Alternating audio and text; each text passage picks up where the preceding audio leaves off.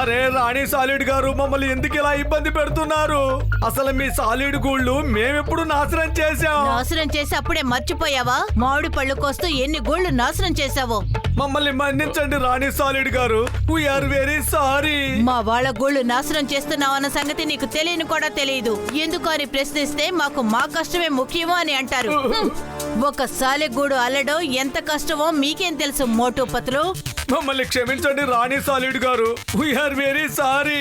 మీరు సారీ చెప్పినా నేను వదలను. మీరు నాశనం చేసిన మా వాళ్ళ సాలెగూళ్ళని ఒక్కొక్కటిగా తయారు చేసి ఇవ్వాలి. కానీ మీ గూళ్ళు తయారు చేయటం మాకెలా తెలుసు? ఎలాగైనా గూడు అల్లాల్సిందే, లేకపోతే పెద్ద వల తయారు చేసి దానికి మిమ్మల్ని అతికించేస్తాను. ఓ తర్వాత ఏం జరుగుతుంది?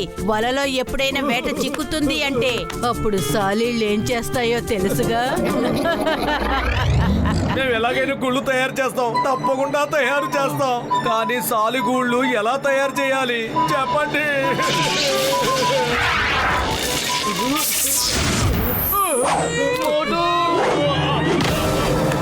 మోటు, ఇప్పుడు నువ్వు కూడా సాలీడువే. పద, పని ప్రారంభించు. మోటును సాలిడులా మార్చేశావు. సాలెగూళ్ళు తయారు చేయగానే మేము మళ్ళీ మనిషిగా మార్చేస్తాం. ఏమి దిగులు పడుకో.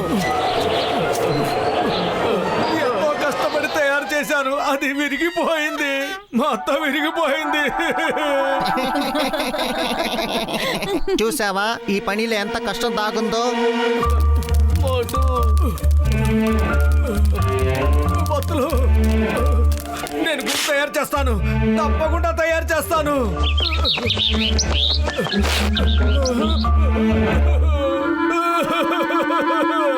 ఎంతో కష్టపడి గూడు తయారు చేశాను, అంతా నాశనం అయిపోయింది.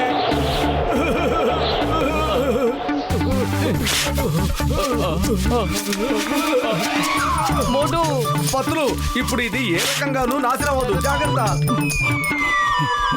ఓయ్ పత్రు, నా ప్రాణమిత్రుడా, నా సహోదరుడా, మోటు ఎక్కడున్నాడు? మోటు ఎక్కడున్నాడు మిత్రమా?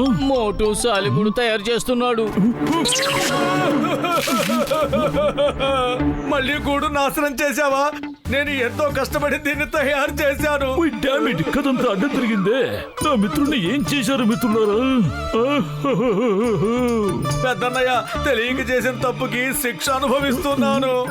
చాలే మోటు, నీ ఏడుపు కట్టిపెట్టి పని మొదలుపెట్టు. అయ్యమ్మా పతులు, నేను వచ్చేసాను. చెప్పాను కదా, ఏం పాసిబుల్. ఎక్కడుంది ఆ పెద్ద సాలెడ్? ఎక్కడుంది?